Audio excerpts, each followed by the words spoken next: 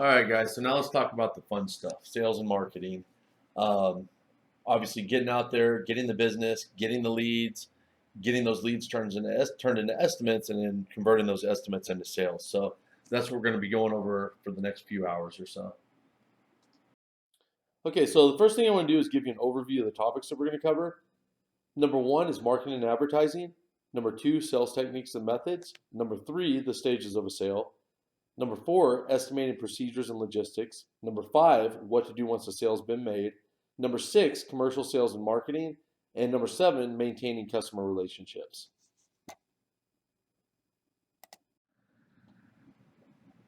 Okay, so first thing I'd like to talk about is some of the different types of advertising that we're going to have you guys using, some of the most effective advertising, and then also kind of at the tail end of this, we'll get into some of the stuff that you're not going to want to use, things that we've done in the past that just don't work, just aren't necessary, just going to be money wasted for you. So the first thing I'd like to talk about is how you're going to utilize the postcards to get those out. The best way to do that on a high volume level is going to be to actually go through a service called Every Door Direct mail program. It's through the United States Postal Service.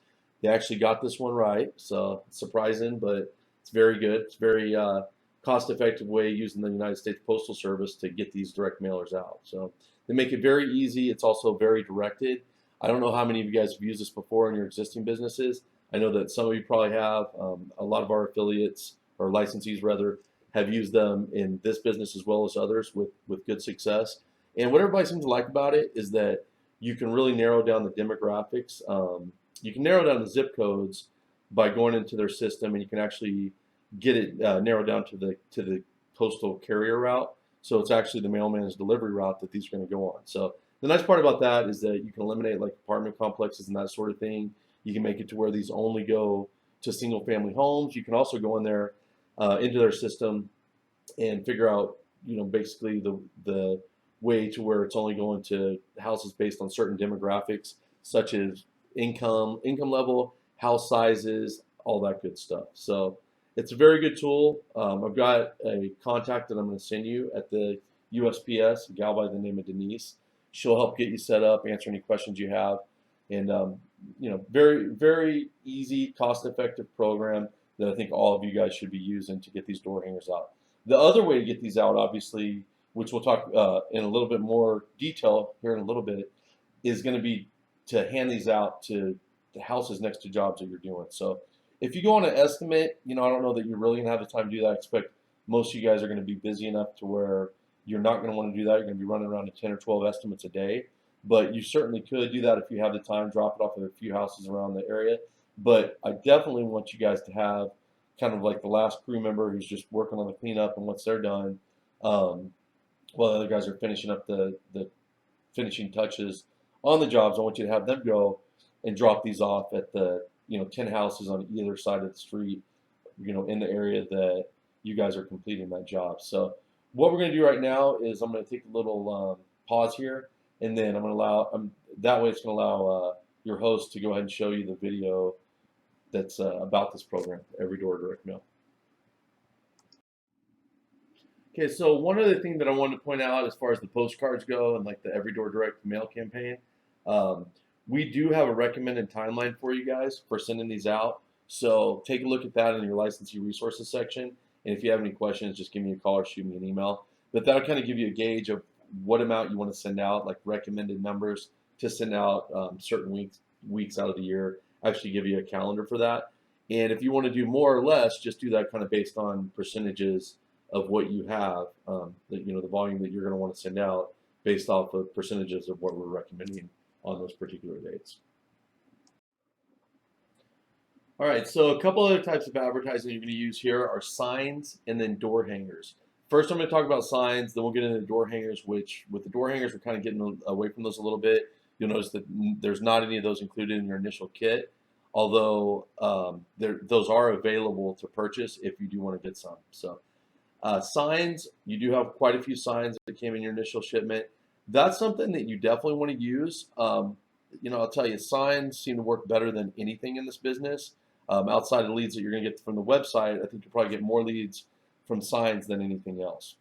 When we started this business 18 years ago, we put out some door hangers. I mean, geez, we were just uh, not even much more than like 21 years old ourselves, so we still had younger siblings and so forth that we were hiring to go out and go around on roller skates, literally, and pass out flyers and door hangers. They weren't professionally done, they were just flyers with we hang Christmas lights on them. Um, but anyways, didn't get that great a response. Got a few calls.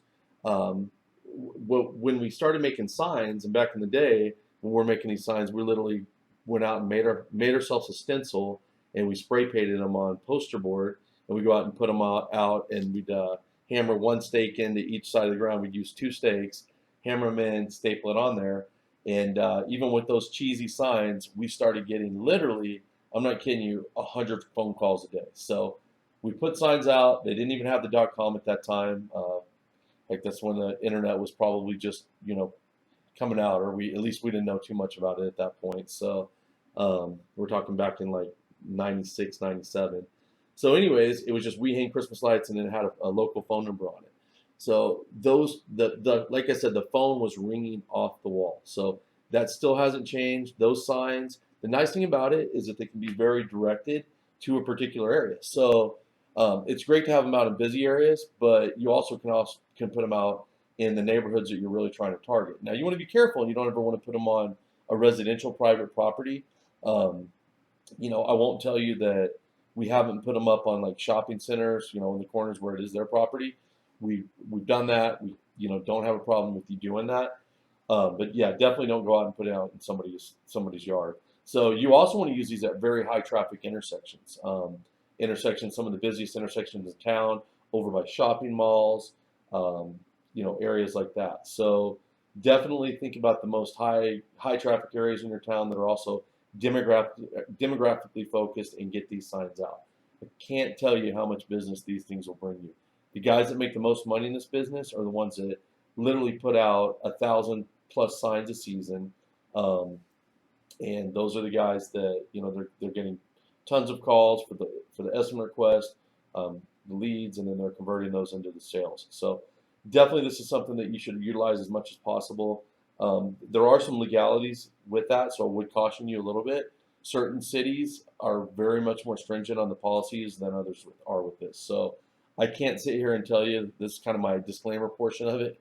I can't sit here and tell you that, although they work tremendously well, that they're going to be in the good graces, everywhere in every city out there. So just kind of, gauge that, put it out. It's one of those things kind of, instead of asking for permission, then ask for forgiveness. And, they'll always give you, most of the time, knock on wood, I've never really heard of a guy getting fined without getting a warning first. So this is something you're just going to have to play it by ear, get the signs out, see what happens with it. You might get some nasty phone calls from people in the neighborhood that just don't like you doing it, but those are usually people that don't have anything better to do with their time. They've got plenty of time. They want to call and harass you out about putting advertising out and trying to make some money. So again, these signs work really well. Just ask any of our existing licensees, and they'll tell you that it probably is their number one tool for generating more business. The other thing is the door hangers. Now, the door hangers, like I said, there's not any in your initial kit. We still do make them. The reason that we got away from sending them in initial kits is simply because of the fact that the postcards are more cost effective. The postcards, you can do the same thing. If you want to use a postcard to put in somebody's front door, you can either tape it on there or you can just lay it on the doorstep. The other thing with the postcards is they're easy to put on somebody's windshield. So if you want to have somebody go to a shopping center and do a big blitz on windshields, shields, or that sort of thing at one of the high-end malls in town, or high-end shopping centers, then you can certainly do that. So if you have any more questions on the door hangers, just ask us. But it's something that we don't necessarily think that you need a lot of. If you want to get a few for passing out at the jobs, around the jobs that you actually complete, then that's probably the best thing to do with those. That would be the most ideal thing. But otherwise, just stick with the postcards. That's going to be your best bet.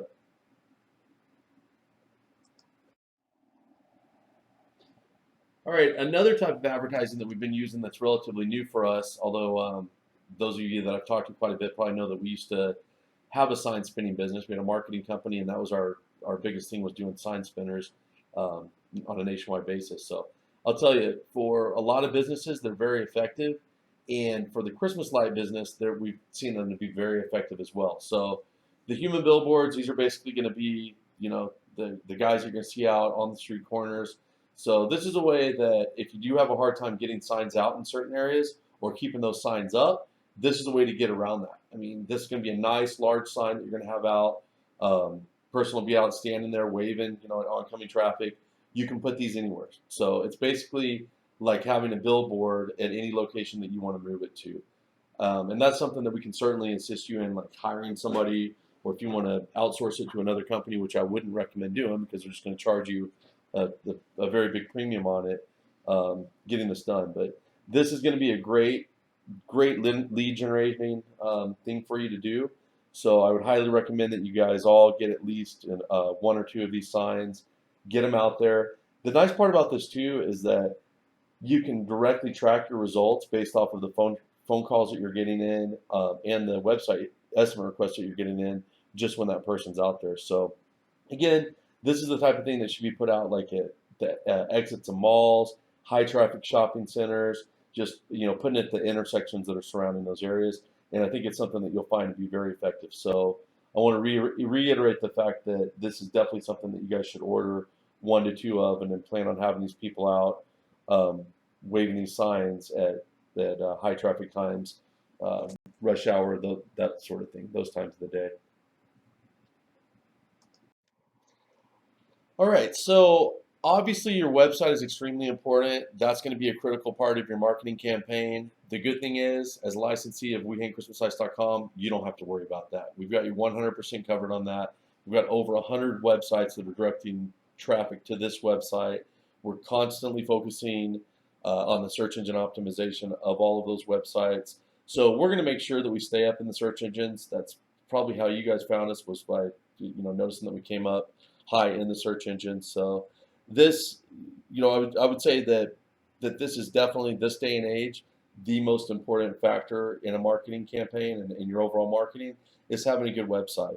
I apologize. This screenshot, it's a little bit old. It's a screenshot from last year, and it doesn't have the zip code based system on there. But obviously, for the last couple of months, we've had all the routing going via the zip code based system. So you guys should by this point know very well how our website works. I'm sure you've been on there messing around with it, entering your zip codes, testing them out, and that sort of thing. But just want to let you know with this, it's great because this is something you don't need to worry about. You're just going to basically, every day you're going to see leads coming in, estimate requests, you get those forms, and from there you're just going to contact those customers and get your estimate set up. So one thing I will tell you though is that this website's constantly evolving year after year. We're making it better and better. We feel that it's the best website out there in the industry, and a lot of that's due to the fact that we get feedback from people like yourself. So please, give us that feedback. I mean, we consider ourselves very knowledgeable in the field and with marketing this website, but we definitely want to hear your feedback. Any kind of constructive criticism, even if you see a typo on the website, let us know. We want to get your feedback, and we're gonna, and a lot of times we'll implement it. So it's all about, with our program, it really is about getting together with our licensees and making our program better and better each and every year, not just on the website side, but on all aspects of it. So anyways, just get on the website a little bit more, throughout the year, mess with it, and like I said, give us your feedback back on it. We'd really appreciate it.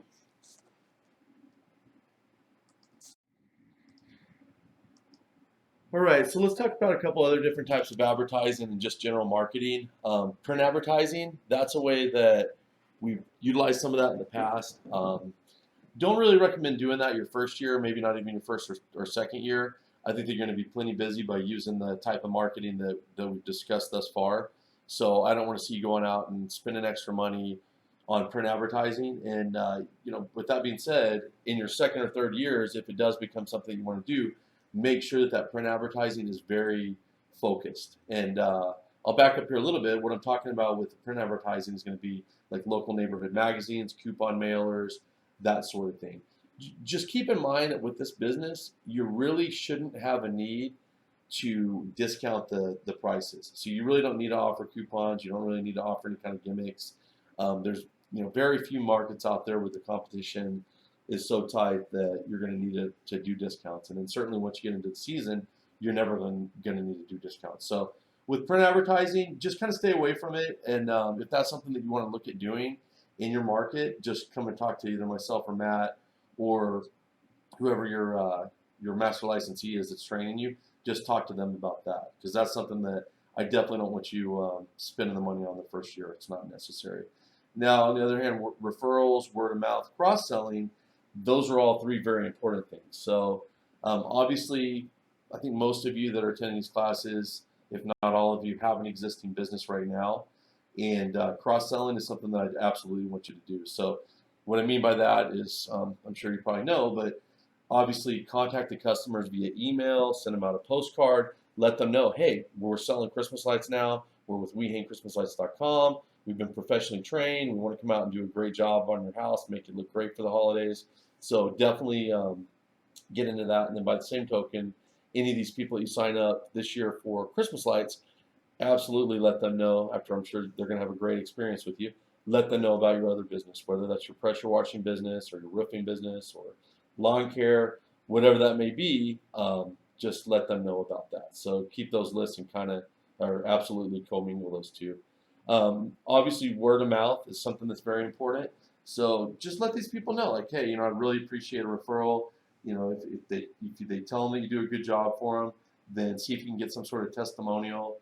This really becomes something that in the neighborhoods is kind of a keeping up with the Joneses thing, and every job presents its an opportunity for another job. So it's something you don't really need to hound them at all. I'm not saying that for referrals, but just let them know. Say, hey, we'd really appreciate it if anybody asks you about this. Leave them some extra business cards, and if you could just send them our way, because they will have neighbors asking them. Guarantee you that first night that house is lit up, somebody's gonna come over there and knock on the door. Wow, your house looks great. Who did this for you? Blah blah blah, and have some cards left with them or postcards or anything along those lines, and let them know that you'd really appreciate the referral. And then also, if they do give you a referral, make sure you take care of them. Buy them a Christmassy mug. We're gonna have some items that we're gonna have for sale this year that are promo items. So it doesn't take much. Spend $5 or $10 on something for them, just thanking them, so that's gonna stick out in their mind, and hopefully they'll do that again for you throughout the year and then in the following years as well.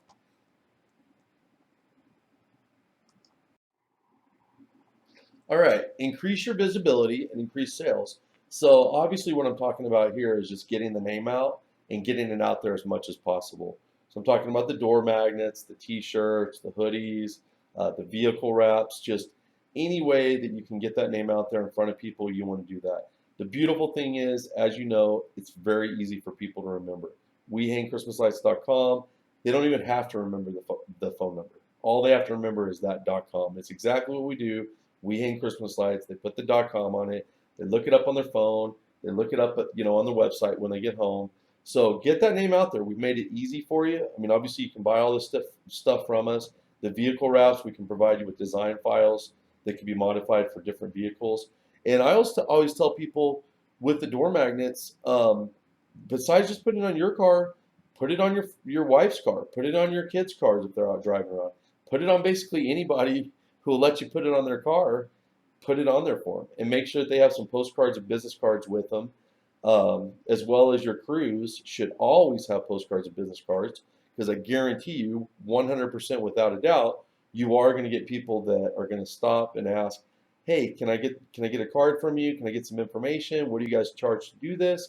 So obviously they're not going to know what to say when it comes, what do you charge to do it? But just whoever's in that car or whoever's on that crew can just hand them a business card or a postcard and say, we give free bids, so give us a call and they'll take care of you. But seriously, I mean, it's getting that name out there is huge, and people are going to remember it. So put it on anything that you can. All right, so here's a couple other creative ideas on how to get some, increase your visibility. I mean, we got it on left hand side. One of our guys that actually built a really nice trailer, got the WeHangChristmasLights.com signs all over the roof. Used that and drove it up and down some busy streets at nighttime. Obviously, got great results off of that. And then this is Brett, our master licensee, out in Atlanta. This is his Jeep. Got the Lightnetics product on his Jeep, and that thing, according to him, really drew a lot of attention. So good job on these. All right, so now I just want to talk about a couple types of advertising that I definitely do not want you using. And the first one would be television. The second one would be billboards. Not going to get into detail on these at all. I'm just going to tell you that it's way too costly. You're not going to need it. It's also although that with cable they do have ways of making it more directed to different markets and so forth. It's still not targeted enough to where the television that is to where the areas that I want you to specifically focus on, and it's just too expensive for the return that you're going to get. Thing with billboards, you don't need them because you can put many billboards out everywhere. That's your signs, that's your human sign. So these two types of advertising stay away from. Radio ads, that's kind of iffy. Just checking your local markets. That's something that some of our licensees have used in the past and have had some success on. We've got a very good little jingle that you can use that gets ridiculously stuck in people's heads. I'm sure you guys have all heard it. So that can be good used for like traffic lead-ins or short radio commercials. So that could be something to look at, and that's another thing that I'd like to talk to for you guys. If you're interested in doing that, just contact me or Matt on an individual basis, and that's something we can talk about. But anyways, stay away from the television and the billboards. Okay, so now I want to go ahead and get into the different sales techniques and methods and the logistics of how that's going to work. Always dress for success. All right, as fundamental as that might sound, a lot of people just don't get it with that. I'm sure the majority of you that are sitting here actually do get that, but that's something I just like to start off with, letting people know that I'm a firm believer that you never get a second chance to make a first impression. So it is important to show up looking good, looking polished. We've got sales shirts for you guys. I'd say the guy or gal that's out doing estimating should have probably like a pair of khakis on, along with the sales shirt. We're also going to have them in long sleeves as well this year. Um, but anyways, it's important. You want to make a good impression. You're going out. You're offering a high end service, and you want to look very professional. I mean, you are a part of a professional organization, and you want to convey that message, in your appearance to the customer. And as I said before, you are selling a high dollar service, so every little edge that you can give yourself, give it to yourself, and this is an easy way to do that to start things off. All right, so now I want to talk about telephone sales a little bit, which is basically your first opportunity to make a sale, obviously with the exception of existing customers. So calls, very important. So what I want to talk about here first is an incoming call, which obviously the objective with that is going to be to set up as many estimates as possible, but also pre-qualify the customer. So they theoretically should be in an area that you're servicing. If you're starting to get calls that are not within those areas, then let us know and we'll go ahead and adjust your zip codes. But that used to be a problem before we were going zip code based, when we were just using the city based program. But that should, again, this is the first year that we're reverting to the zip codes, and these are zip codes that you guys provided us. So if there turns out to be an area that you're not going to want to service, just let us know and they'll take care of that. So the other thing you're going to try to accomplish here is making sure that they're going to fall within your minimum jobs, and kind of get an idea of what their budget is. So with all incoming calls, it's best to have a live person if possible. If not, then get yourself set up with a real good voicemail. The gist of this is that basically you've got 45 days in this business to really make your money. That's when you're going to be making the sales, and you want to be able to field as many calls as you can.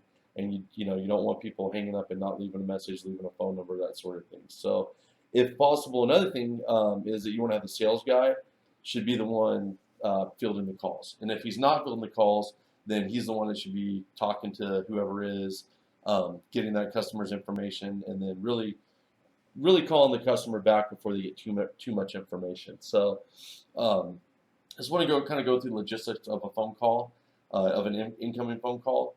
And what's going to happen with that is, obviously somebody's going to call. and they're going to have some different questions for you. A very common question is, what do you guys charge? What are your prices? You really don't want to give prices over the phone because obviously you haven't seen the job. It's all across the board. So the best way to answer that question for a customer is going to be simply to tell them that, look, our service is all inclusive. It includes the lights, the materials, the labor of the installation and the removal. And the best way for us to actually give you a price is to come out and give you a free estimate. And then what you might want to do is ask them a few questions of, how big is your house, square footage, how many trees are you looking at getting done? And then at that point, just kind of give them an answer of a price of like a range. So you might say, it's going to be, based on what you're telling me, there's lots of different possibilities. And I'm thinking it could be anywhere between $500 to $1,500. Or you might simply want to just tell the customer whatever minimum you have established. And that's something we can talk about more on an individual basis because that could change throughout the year. That minimum should probably start, I really don't want to see you guys going out and doing jobs for, at the very, very least, $275. And I'm hoping you'd be able to upsell every customer that you had told a $270 minimum to. But anyways, just, one thing that you want to focus on is kind of giving them a range and eliminating the customers that have no idea what it's going to cost. And, I'm talking about the people that might be thinking it's $50 or $100. I mean, I can remember back in the day going out on estimates that were set up for me, weren't pre-qualified properly, and the customer was literally expecting the job was going to be $65 or something. I mean, way less than it even cost for the amount of strands of lights that they wanted or whatever it was. But anyways, that's important. So there's kind of a fine line with that. And that's something that you can talk more about your master licensees with, you guys that are hosting these classes, and get into more of like the details on what they think that your minimum should be in the different markets, and then also the experiences of the calls that they've had, and really how to not blow these people out of the water. So you get out there with estimates, but at the same time making sure that you're eliminating the people that it's not worth it to even go out and give them an estimate. So as far as calling a customer back that's left a message, or a customer that's gone on online and filled out an estimate request form, the nice part about the customer that's gone online and filled out an estimate request form is that you're going to have some information. You're going to know the square footage of their house. You're going to know what they want done. So you're going to have a good idea right there of if they're really going to be qualified for you to go out there and give them an estimate. And it's going to be easier for you to give them a range of what the job's going to be, so they have some sort of expectation when you come out there. So as far as this whole process though of calling a customer back, obviously the only thing that's different is going to be the intro on how you're answering the phone or introducing yourself. So anyways, I think right now would be a good time to pause for a couple minutes and have the host pause the video and go ahead and talk a little bit more about the telephone sales.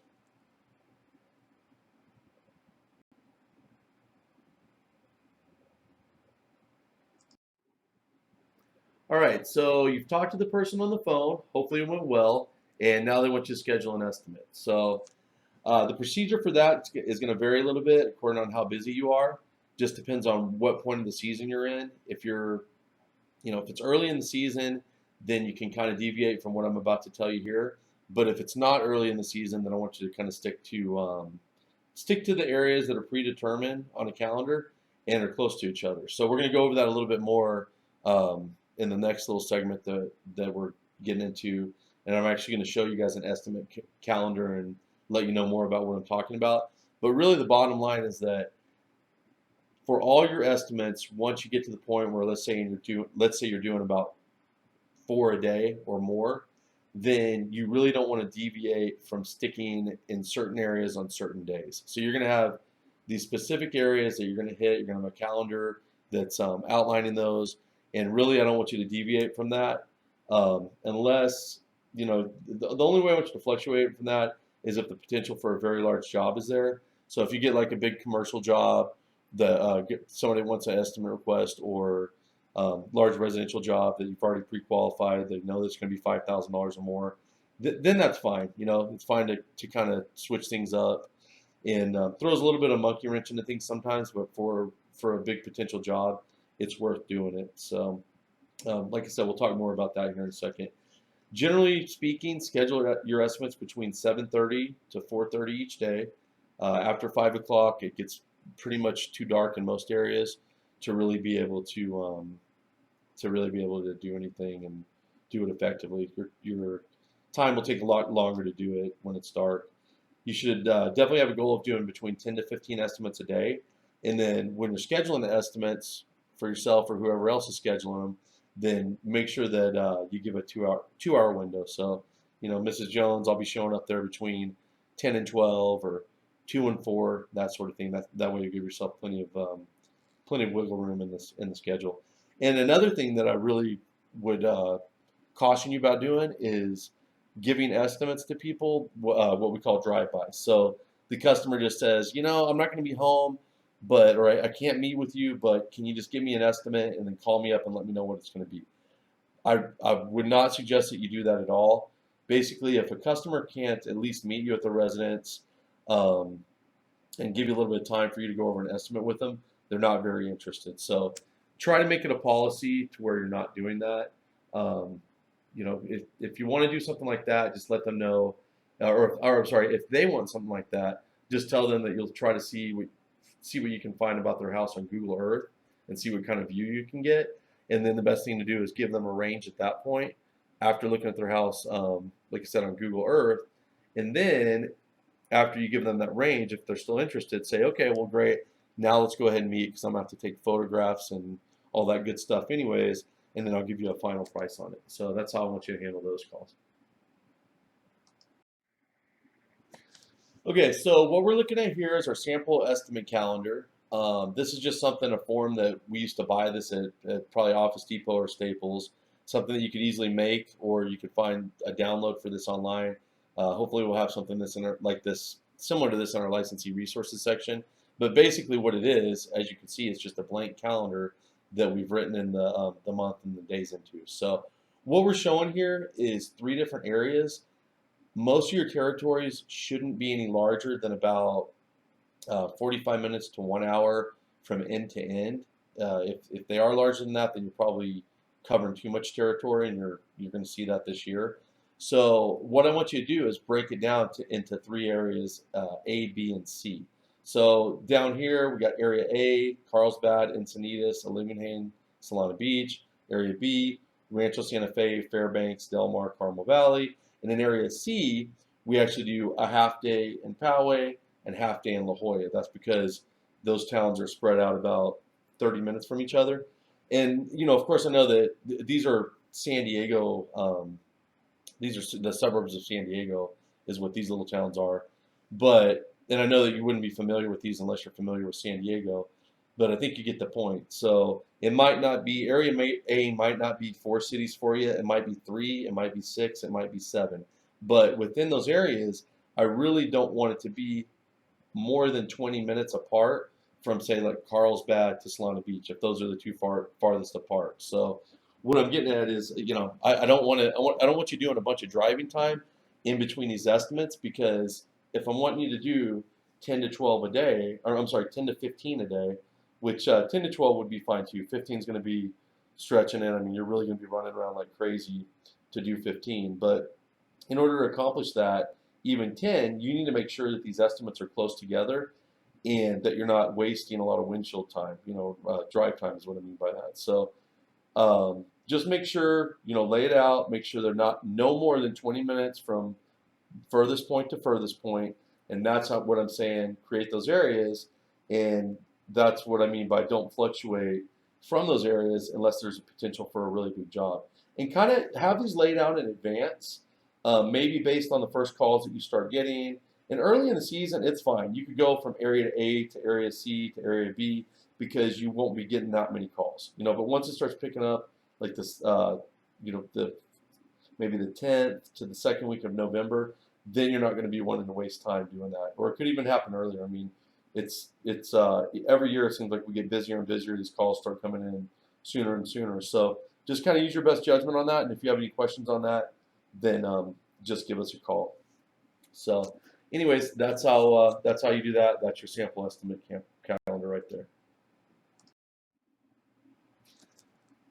Okay, so I want to make one last note on that estimate calendar example you just looked at. Keep in mind that that is actually a document that you're going to use. You'll have that in, or the salesperson, whoever's handling the sales, will have a binder, and that will be in their binder along with this estimate schedule sheet that you have an example of right here.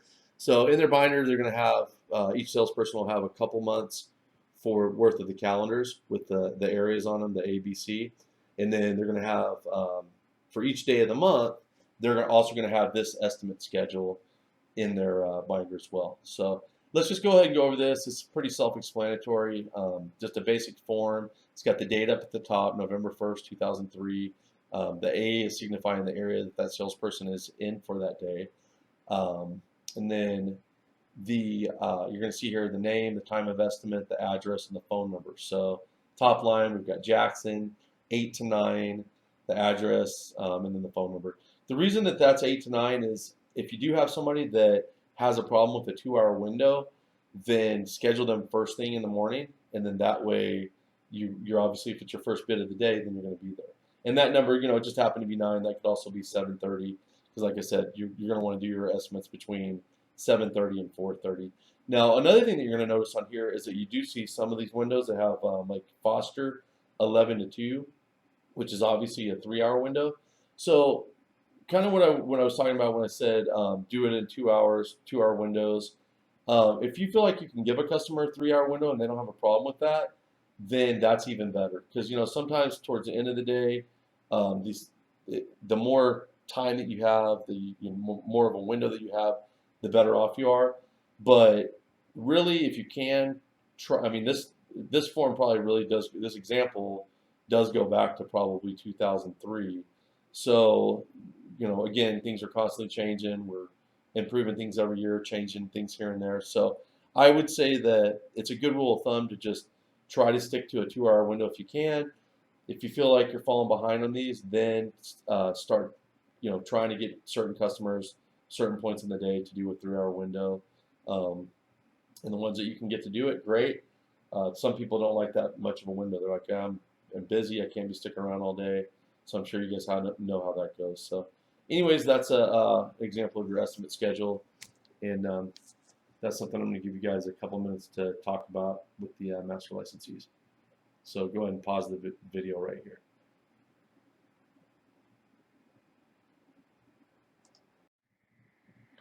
All right, and this is just simply showing you a blank estimate schedule. And by the way, I forgot to note, but both of these, or these forms, this estimate schedule form, is available as a download on the licensee resources section of the WeHangChristmasLights.com website. Okay, so right now we're going to go ahead and talk about the different stages of a sale, which is going to include the introduction, the mid-sale part, and then the close. And then after that, we'll get into the details of what you're going to do after you close the sale, all the procedures for that. Okay, so let's talk a little bit about the first stage of the sale, which is obviously the introduction. This is something that in the next couple days, you guys are going to have the opportunity to put this stuff into practice out in the field, along with everything that we've talked about thus far. But anyways, I just want to kind of go through the logistics of this first part of the sale with you. So when you walk up, knock on the door, knock, knock, they're going to come to the door. Hey, how you doing, Mrs. Jones? My name is Josh. I'm with WeHangChristmasLights.com. At that point, I want you to go ahead and hand them off a business card as well as a postcard, okay, so that they have that for their future reference. Then I also want you to go ahead and show them your portfolio, which hopefully you're showing them on either a smart pad, an iPad, or a laptop. Laptop's going to be a little bit more of a pain for you guys to lug around, so hopefully it's one of the first two. They've probably seen some pictures already at this point. They've probably been on the website, done a little bit of homework on this. But I want you to go ahead and use that photo library that we have on the licensee resources section and put like a little slideshow together, or just you can put the photos next to each other, that's fine, but come up with some sort of a little portfolio that you can show them, so that a couple more steps down the line, you can kind of get an idea of what their preferences are. So do they like color bulbs? Do they like mini bulbs, C7, C9? Like toy soldiers out there? What kind of look are they looking for? Classy and elegant, or something more fun, something in between. So that's kind of the whole point of you showing them the different pictures. And at that point, I also want you to find out if they have any decorating ideas on their own, or if they're going to want you to provide them with the ideas. And some of these people, they're going to have no idea at all. You're the professional. I don't know. We've never done this before. I really don't know, what type of lights there even are, or what my choices are. Some are going to know exactly what they want, and they're going to be like, yeah, I want these bushes done over here, this tree done over here, and the roof line done. That's easy for you. Then you're just going to skip on to the next stage and go ahead and start preparing a bid for them. But most of them have some sort of idea, but they're looking for your input as well. Maybe they've done it before, maybe they've decorated it on their own before. I like the roof line in multicolor, and then I like the bushes and clear lights. I want to do something fun, but also kind of classy and elegant. So they might have some sort of an idea, but they're still looking for some direction from you. So at that point, I want you to just kind of get an idea again of what their preferences are as far as colors, fun, elegant, and classy, or kind of a mix of in between the two. And then the next thing that we're going to do, which is very important, is we need to try to get an idea of their budget. Okay, and this is something we're going to handle in a very fragile manner, so to speak, because we don't want to do something that's going to jeopardize a sale. But by the same token, if you're out on a large property, something that has a lot of potential, then you need to let that customer know that, get an idea of, hey, do you want to do something that's really, really large scale? Do you want to go all out with this, or do you want to keep it simple? And you got to kind of finesse this situation, like I'm saying, because you don't want to scare away a customer that could go towards that extravagant look. But at the same time, if they're saying, oh yeah, just something really simple, that translates into something inexpensive. And I don't want you out there spending 45 minutes to an hour preparing a bid for something that the customer had no idea that it was going to come in at 3,500 or $5,000. They're expecting more like under $1,000 or even $500 or $600. So that's something that you're just going to have to kind of get your bearings on, and something through experience, and also talking to the master licensees about it, as well as you guys going through some of this role playing that you're going to do in the training will help you with that. So anyways, try to get an idea, like I said, some sort of idea in the budget. It's not going to be an issue for you on the small jobs, because the small jobs are only going to take you 7 to probably 15 minutes to complete the estimate anyways.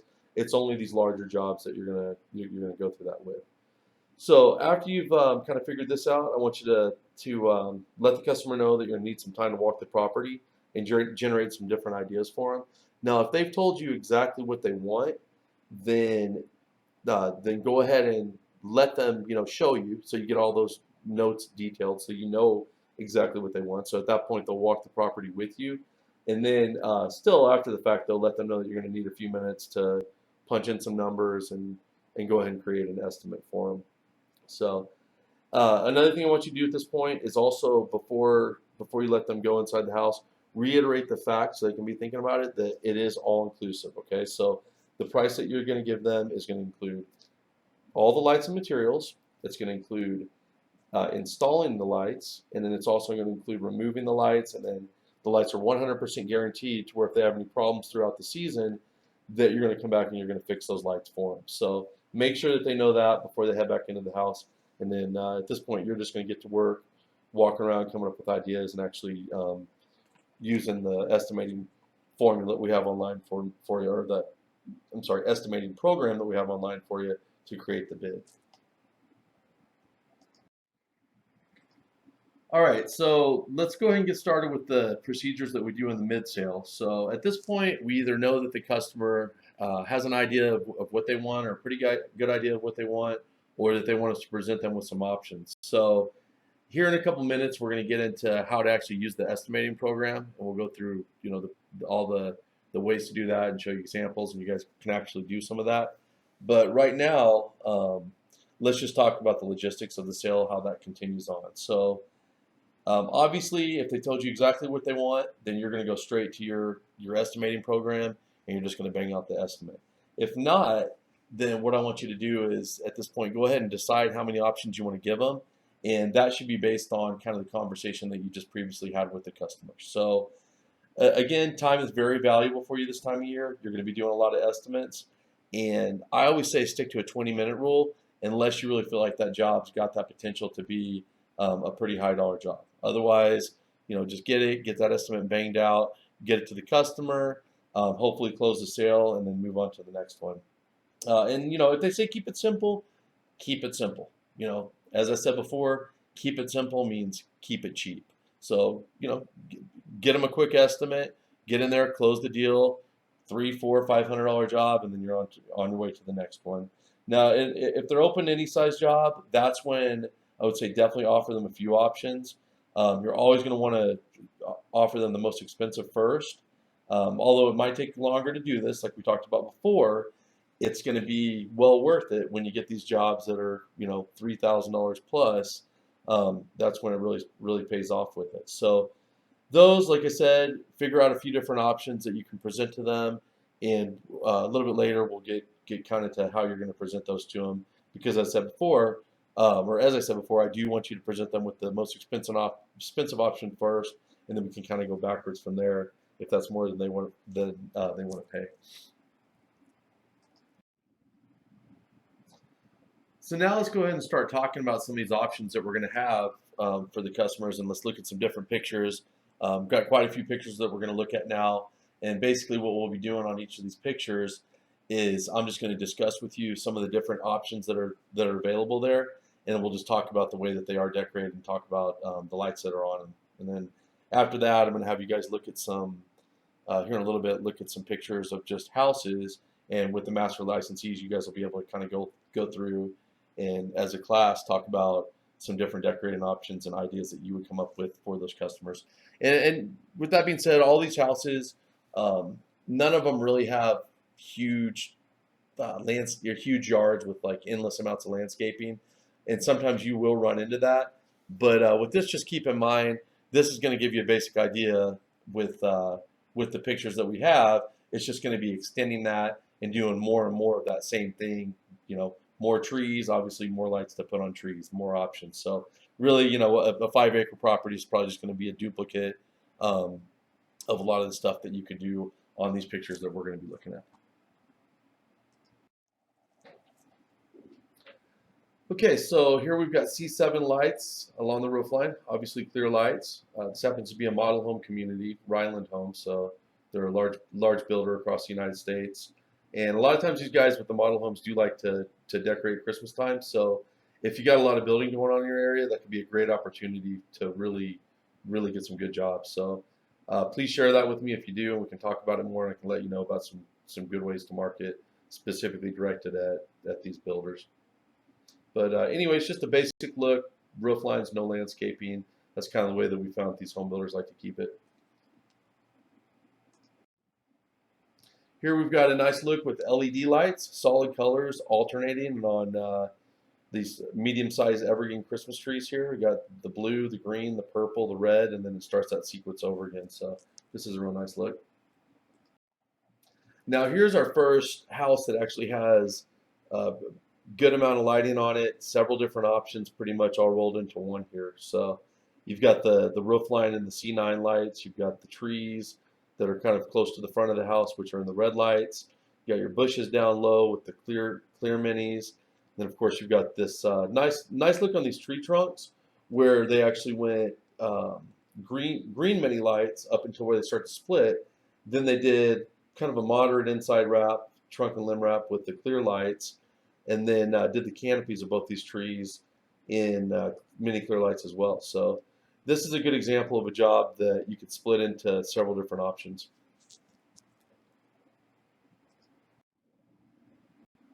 Okay, so this house has a really nice, very decorated look, but yet really elegant at the same time. Got the C7 lights on the light stakes going up and down the sidewalk. We've got the lights going around the windows, which are also C7s. C7 lights going along the roof line. And then something that's unique about this is on the left and the right-hand side, you'll see that there's also lights going up and down the side of the house, actually attached to the stonework there. And then you're also going to see, if you look at the front door, there's going to be lights going around the archway. Those are C7 as well. And then, of course, you've got the tree decorated on the left-hand side. Very nice job. Moderate inside wrap, trunk and limb wrap with the use of mini lights. Here we've got a nice big tall house. Looks like it's a 3-story house. Again, mostly using, or actually using 100% clear lights. Got the lights, mini lights here in the bushes. C9 lights across the roof line. The wreath right there above the front door, and then also the garland outlining the arch around the front door area on the front porch. So not quite as decorated as the other house, but still a really nice look. Another really nice picture here. Got the clear lights, C7 lights on either looks like either C7 or C9 going along the roof line there. Got the mini lights in the trees and the bushes down below the mini clears. Some nice garland wrapped around the pillars on the front porch. And then a nice little addition of some miniature colored lights on those, looks like Italian cypress, that are over on the left side of the house. So really good job here of mixing a little bit of color with the clear lights.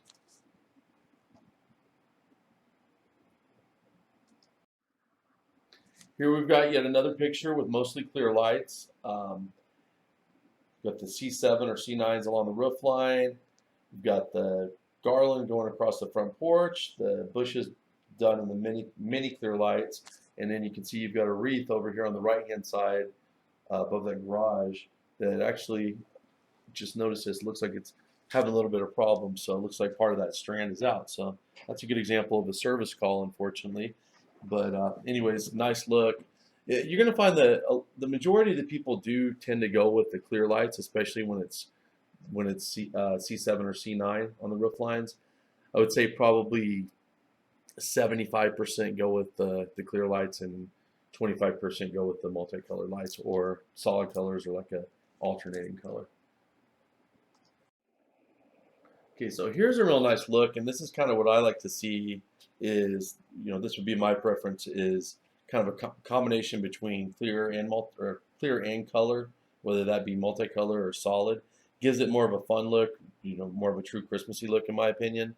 The lights along the roof line, they look like they have a little bit of a blue tint to them. That's actually important for you to know with your pure white, or they call them pure white or ultra white LED lights, they're going to have a blue tint to them. So if you're looking for more of the traditional clear look, which most people actually like, more of that warm, that's going to be your warm white in the LED lights. Incandescents clears are just going to be pretty much the warmer clear that you're used to probably seeing. And then these lights here on the roof line, they're a different type of roof product that we've just started using the last couple of years that some of our licensees have used. And they're actually like a linkable type of light. So that's something, if you want more information on it, we've got information on our licensees section of the website, but it's not something that you'll probably be doing a whole lot of. It's more of a customized type product. But really what I wanted to show here is just a nice combination of how you do have the white lights up on the roof lines, white lights over in the tree, and then you've got a good combination of some greens and reds, and just a really nice overall look with the combination of them. It's a really, really good picture. All right, so here we're back to all clear, incandescent lights. You can see they've got that warm white look to them. And this is kind of a neat look to do where you can dangle these snowflakes from the roof line. Really not that hard to do at all. Actually very easy. You can just put a plug-in line in your extension cord and your X wire. On this job also you've got the mini lights on the pillars there in front, or the columns, whatever you want to call them. And then you've also got lights around the garage door, which is another really cool look and very, very simple, not very time consuming to do. So those can be great add-ons, like especially those snowflakes. Here's kind of a cool look. You've got C9 red lights going across the roof line, and then in the corners, what these are is actually icicle lights. And it's different than the traditional way of using icicle lights where you just go on the whole roof line. As you can see, they're grouped just on about 4 feet of the returns of each side of the corners there. So that's a really neat look. The customer really enjoyed that and got a lot of positive comments on it. And then something else that is popular, by the way, is running multicolor or solid color of lights along the whole roof line, either C7 or C9, and then running a secondary row of your icicle lights. So that's also a really nice look. You just got to make sure that you're charging correctly with your labor and your lights, since you're essentially doing double. Here's a picture, not the best quality. This is an older picture, probably 15 years old. One of our jobs back in the early days. But this is also a nice look where you go with green on the trunks. So those are mini green on both the trunks of those trees. And then that's in the canopy, of course, you've got the mini clear lights.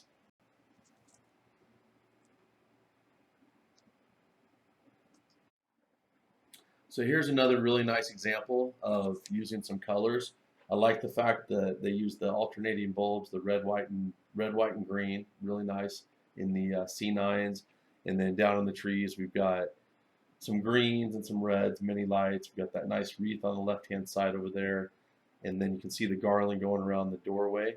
And then also got some nice clear bulbs too. So this is a really good contrast, kind of incorporating a little bit of everything. You got the, like I said, the clear minis down in the bushes as well. So great job here.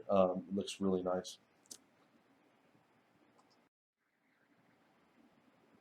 Okay, here we've got another older photo, not the best quality, but you can see just kind of a basic look, just doing the roof lines and the C9 clear lights, and then added a Christmas tree out and a little deer. So it's a good example of kind of jazzing something up with a little bit of yard art. Keeping it simple, but adding that yard art actually jazzes it up quite a bit, makes it more fun.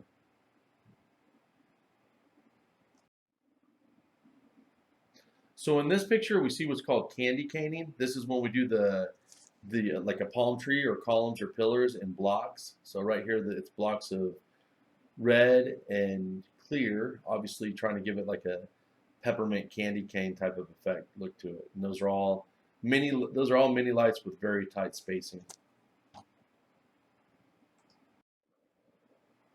And here's a picture of the same style wrap, just on some smaller trees, little smaller palm trees. Definitely a real nice, fun look. Now, this is something that really looks cool. This is when we go in and do the trunks of the palm trees, but in addition to that, we go up and do the fronds. So it's something that's very time consuming. It's only going to be, only a handful of customers will pay the cost that it takes to get this done. But I'll tell you, at nighttime, this looks awesome when it's completely, like, by nighttime, I mean when it's completely pitch dark, it looks like it's fireworks bursting in the sky. So really cool look, but again, quite extensive, takes a lot of time. These two trees were about $5,000 a piece, about a $10,000 job.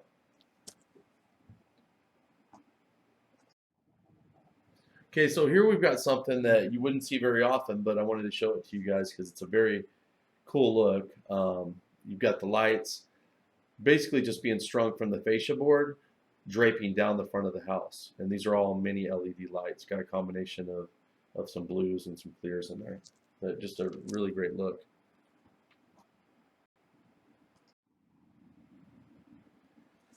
Here we've got a nice combination of the icicle lights going along both levels of the roof line, wrapped around the house. Got the windows outlined in C7 lights. Got the garage door outlined in C7 as well.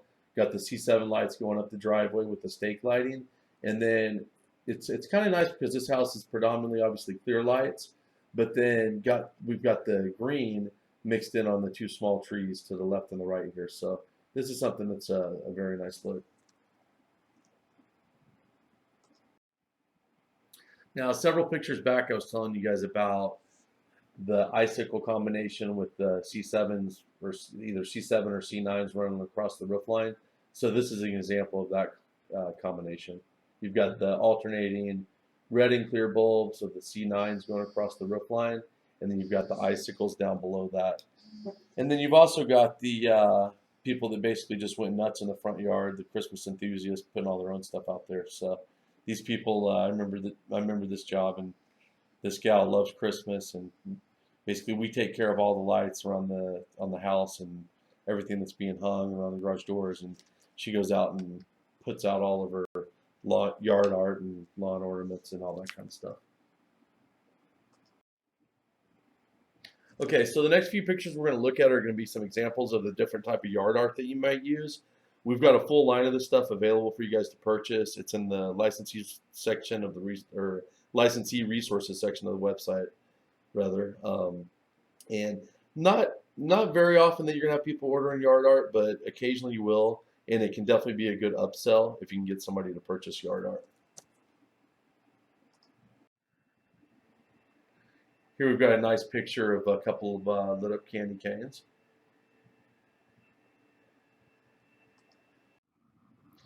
Here we got a nice little Santa train, really cool looking. And a lot of these displays you can actually get animated as well, where like the smoke from the train engines coming up in there and stuff like that. But again, this is going to be pretty rare that you're going to sell these type of displays. It's going to be for the high end customer, and honestly, you got to really make sure that you're putting a good margin in there because you'll get into some of these displays and they're just a real pain to put together and it's just a nightmare. So you'll find that you really won't be doing too much of this yard art stuff. Although you will do quite a few wreaths and garland and that sort of thing. Okay, so for this, I want you to just go ahead and skip down to where it says three options. And what we're trying to demonstrate in this picture is that the fact that one option can always be broken down into three lesser expensive options. But remember, you always want to present that most expensive option first. So right here, we've got one option might be the first option could be the roofline trees and bushes. Looks like actually we forgot to include the columns in that. So option number one would actually be roofline trees, bushes, and columns. That'd be your most expensive option. Option number two would be roofline and trees, and option number three would be roofline only. So we'll get into details on this a little bit later on how we actually would have you break that down, because you're gonna, as I said, you're gonna present them with that all-inclusive number one option first of roofline trees and bushes and columns, which happens to be the most expensive option, and then we can show you how to kind of dissect that to get to a lower price if the customer doesn't want to go for the whole shebang, so to speak. And then the next one where it says four options, so we're showing four options in one here. The first option to present the customer with would be roof lines, snowflakes, columns, and the garage. The secondary option could be roof lines, snowflakes, and columns. Third option would be just roof line and snowflakes. And then lastly, if they were really looking just to do something fairly inexpensive, just get some lights up, then you can present them with the price for the roof line only.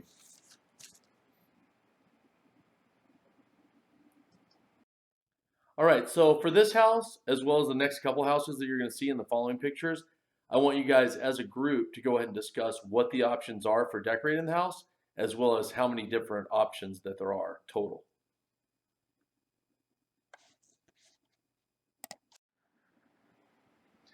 Okay, so go ahead and pause it again and do the same thing for this picture. I want you guys to discuss the different options and how many options that you think that you have here.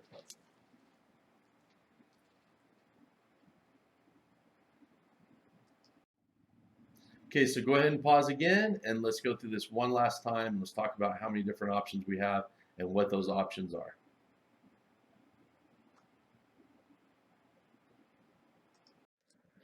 All right, so I hope you guys had some good discussions on the different options and the different ways that you can present those options to the customer and break those down.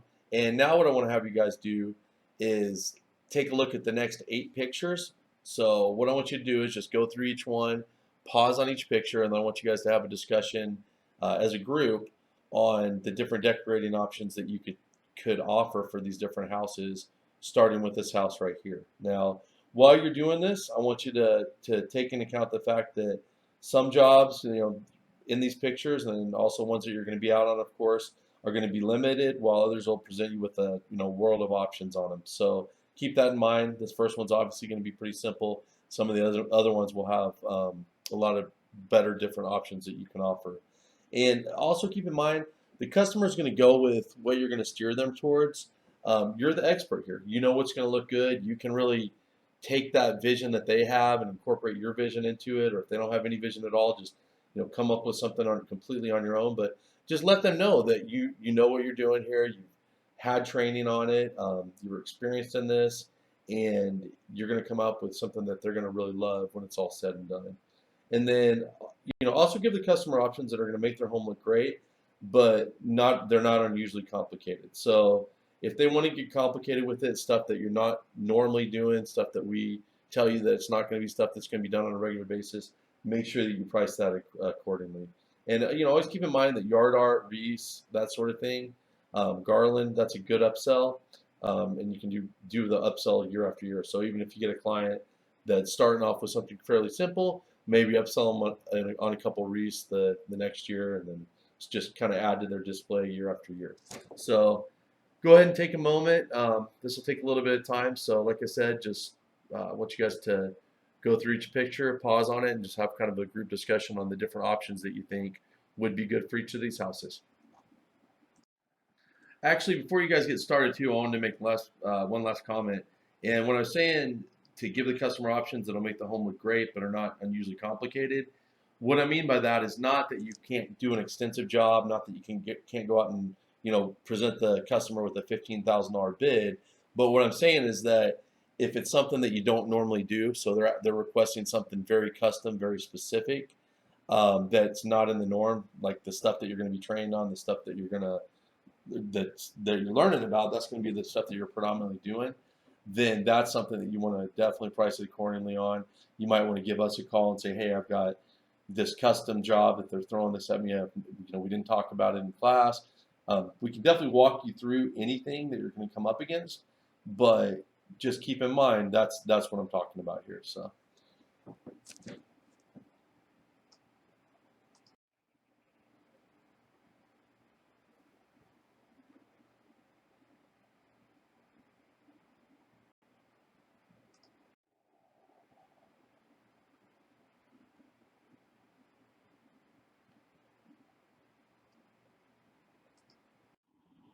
All right, I know at this point you guys are probably chomping at the bit to start figuring out some pricing and that sort of thing, but just keep in mind, taking this one step at a time. Got a couple more of these for you to do, and I guarantee you we're going to get to the pricing pretty soon. But I know there's probably at this point people are starting to wonder about, well, what are we charging for this, and how long is this going to take, and that's what we're just about to get into. So, like I said, take it one step at a time here, and next 30 minutes we'll be getting into the formulas and so forth.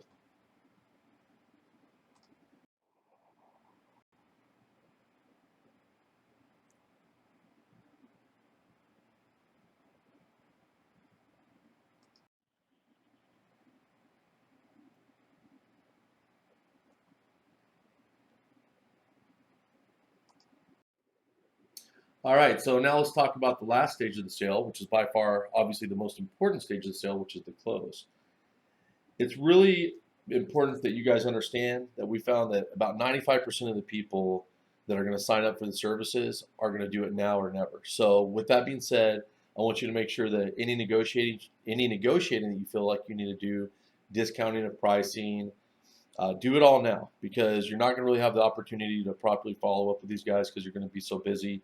And then it's also a real pain in the butt to go back. So with this, I want you to look at it like you've got one shot, close these guys on the spot, get your deposit, get your diagramming done, and wrap it all up right there.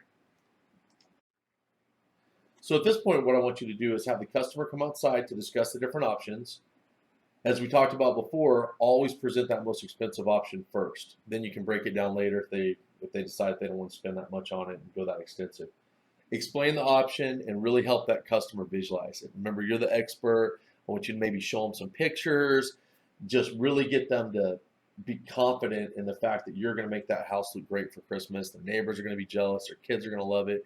Just this is the point in the sale where it's pretty much all or nothing, and you're selling your shoes off, getting those guys really seeing the vision and seeing how that house is going to look, and getting them to go forward with it.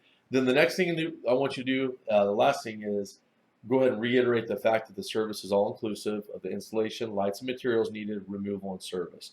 They might think, yeah, this is expensive, and we'll get into some objections here in a second, but you want them to know, well, the fact of the matter is it's all inclusive. You're not going to have to worry about a thing. We're going to install the lights. We're going to remove the lights. All the lights and materials are included.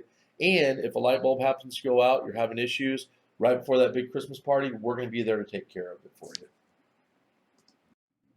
Now you're at the point in the sale where you're going to get the reaction from the customer based on the proposal that you've given them. And that reaction is either going to be that, number one, they're blown out of the water, which means that they probably were not properly pre-qualified on the phone, or you didn't get, or you didn't get a good idea of their budget and kind of what they wanted you to propose to them while you're out there on the job. So hopefully there's not too much of that.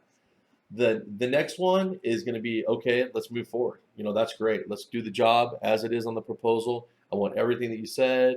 Looks great. Let's get it done. At that point, you're just going to move into the final steps of the sale, which are going to be preparing the diagrams, pictures, all that kind of stuff, getting the deposit and so forth. The most common is going to be the customer's going to want to discuss a little bit further. There might be some objections that they have. We'll go over those in a second. But this is also the type of customer where you might have to dissect that overall bid a little bit. So you might have to take out a few trees, maybe not do the fence line, that sort of thing. So that's probably going to be your most common. Second most common, hopefully, is okay, let's move forward with it. And hopefully you don't have too much of the people that are blown out of the water that weren't properly pre-qualified. So I'm going to have the master licensees pause here for a second so you guys can talk about this and they can give you a little bit more insight on this. So please go ahead and pause the video right now. Now let's go ahead and talk about some of the most common objections that you're going to encounter when you're out giving a proposal. Number one, customer states that they are planning to get another bid. Let them know that your prices are very competitive when comparing apples and apples. Inform them that there are many individuals hanging Christmas lights that are not nearly as reliable or as experienced as you are. Inform them that many of these individuals use an inferior grade of lights and materials for their installations and are not always reliable for servicing or takedown. In addition, many are uninsured. Ask them if there is anything that you can do to earn their business and get a commitment out of them right now. If they say no, thank them for the opportunity to present them with a bid and tell them to call you if they have any questions or if they would like to schedule the job. Number two, customer states that they have already received a lower bid. Ask them what the price was and make sure that the price was for the same decorating plan that you are presenting them with. If the price that they were quoted was for the same amount of decorating, explain the differences between yourself and most companies. Let them know that you use all commercial grade products and have a service man to take care of any problems that they may encounter with their display or lights. Tell them that you have been trained by a leader in this industry and have the experience and knowledge to ensure their satisfaction. Advise them that you represent a professional and reliable company who provides all of its customers with the highest level of service available. Number three, customer needs time to think it over. Ask them if there is anything that you can do to earn their business and get a commitment now. Explain that you are very busy this time of year and that your schedule gets booked up rather quickly. If there's nothing that you can do to get a commitment, thank them for their time and tell them to call you when they would like to schedule the job or if they have any questions. Number four, customer simply thinks that your service is too expensive. Reiterate all the benefits of using your service and let them know that your prices are very competitive. Inform the customer that you represent a very professional company that will get the job done right. Your prices are based on the quality of products that you use as well as the reliability and expertise of your crews. You will need to make the customer understand that you have a very legitimate business with legitimate business expenses that dictate your prices. Okay, so now I'd like you guys to go ahead and talk about this with the master licensees and see what their personal experiences have been on this.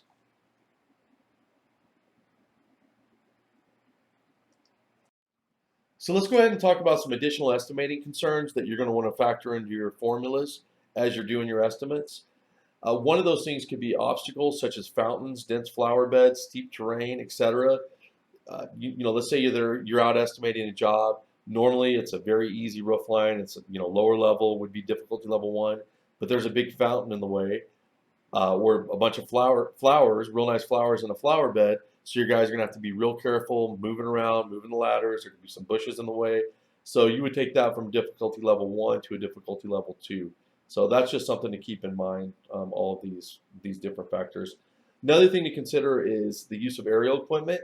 You're going to obviously factor in into your formulas when you're doing the estimate the rental cost, whether that's once or twice. If it's going to be a permanent installation, it would only be once, obviously. But if not, you're going to need to double that because you're going to have the equipment delivered twice, you're going to have it picked up twice, and you're going to be using it twice for as many days as you're going to use it for. Another thing is, with aerial equipment, make sure it's feasible to use it. You've got to make sure that you're going to be operating on even level terrain. Got to make sure that it's practical and feasible to get it into the person's backyard, let's say, or where it needs to go. Is it going to be grassy? Does the customer care if their grass is going to get stomped? Do they care if they need to remove a fence to get it back there? Some of them honestly don't. On a huge job, $10,000 job, let's say, these guys are really going extravagant, wanting to have their house all decked out. They're not going to care about knocking the fence down for a small portion and then having it put back up. Or they've probably got gardeners out there all the time. They can just replace the sod, so that's not a concern. But always going into this stuff, you want to make sure that it is going to be feasible, and you discuss this kind of thing with the customer, and also factor in that rental cost. One last thing that I'd like to talk to you about is extreme weather conditions. That could also affect your difficulty levels. That could take a 1 to a 2 or a 2 to 3, just based on the fact that it could be icy. You might have to use harnesses, and that's just going to depend on the local area that you're in. And that's something that at this time I'd like you guys to go ahead and discuss all three of these things with your local master licensee.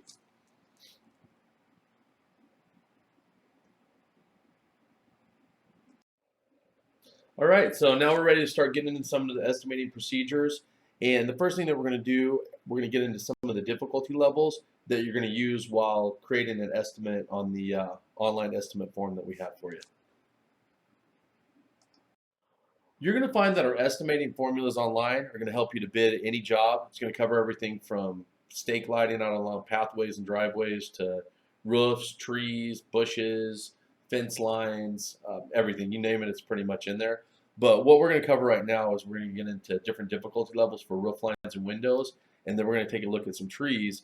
And those are going to be the two things that we're going to spend the most time on prior to actually getting in and showing you how the estimating program works, which I'll do through the use of a screenshot video. So what we're looking at here is different difficulty levels for the roof line. And the green is going to be considered level 1, the yellow is going to be considered level number 2, and the red is level number 3. And then we do have a level number 4, and I'll get into that and show you that here probably about 5 or 6 pictures on down the line. Now the green area right here, you can see that's nice and easy. That first arrow over there on the right hand side above the door, above the front door entrance. And you also see some green on the left hand side. That's pretty much standard. I mean, that's a lower level roof line, get to it with a step ladder, very easy, not going to take much time. So that's a pretty much poster child for a difficulty level 1. We get into some difficulty level 2 when we look over at that peak on the left hand side. You see the bushes that are in green, you see the peak. I wish I had a laser pointer on this. It's not working correctly for me to do that, but it's the first yellow arrow that you see on the left hand side. So you got a peak there. That's going to require the use of like a 16-foot extension ladder. No big deal. We get into the yellow areas, yellow arrows to the right. Those are going to be, you can do those from like a 24, 20-foot, 26-foot ladder. So those are going to be considered difficulty level 2. Again, not that hard. You're not really going to need a spotter on the ladder at that height. Pretty sure that could be done with a 24-foot ladder. Now on the red arrows, on the other hand, those are going to be more difficult. That obviously has to be done from the roof line. That's going to be tedious. It's going to take a lot of time. Guy up on that roof is going to have to take his time, be very careful. And then also you'll see that red arrow to the right where there's the kind of little arch above the window.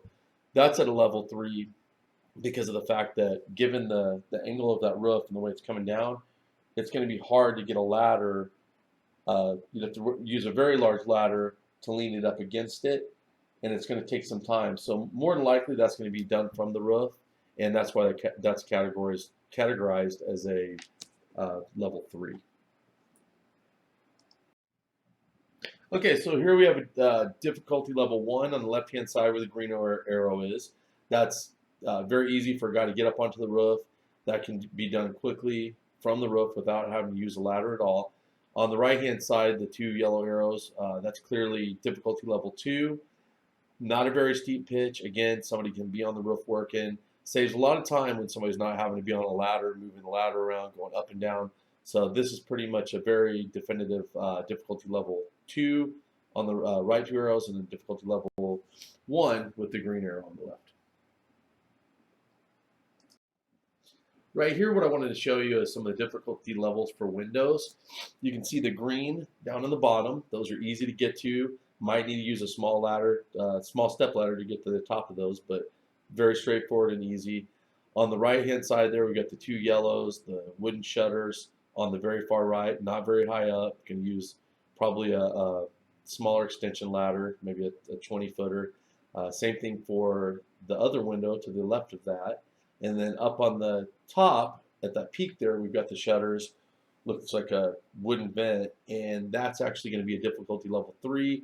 just because of the fact that you are going to be working at such a height using a glue gun, and also running the power to it because you're going to have to drop your power down from that peak. Not that that's very hard to do, but everything. Keep in mind, everything's more tedious when you're working up at a higher level.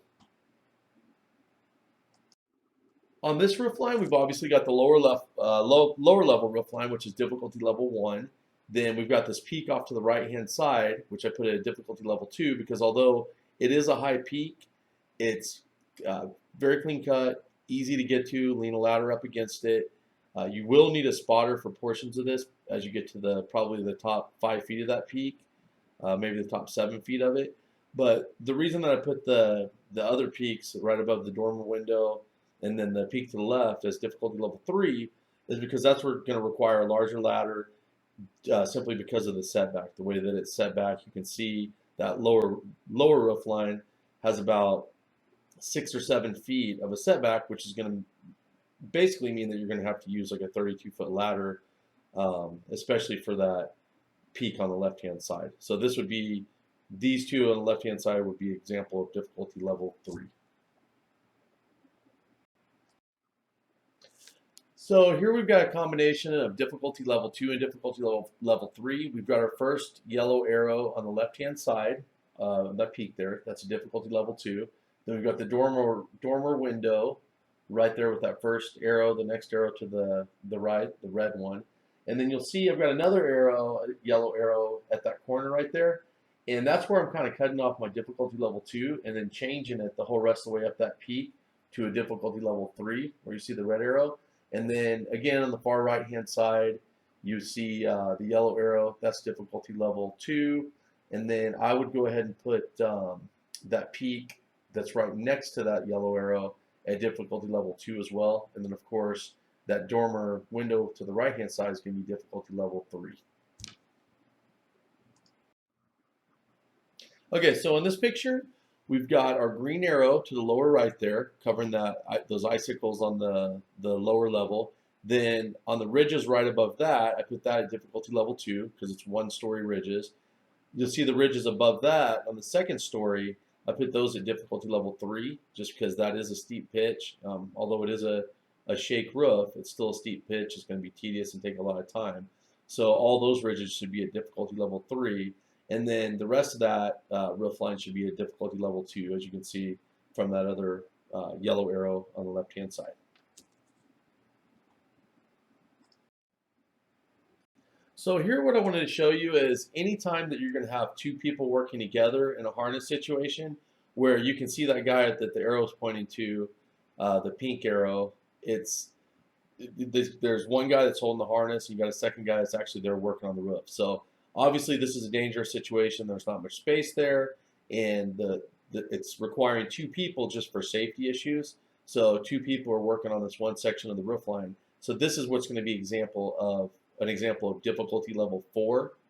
And I'm going to show you one more picture here, and then I want you guys to discuss with your master licensees other input that they have on what would be difficulty level 4s.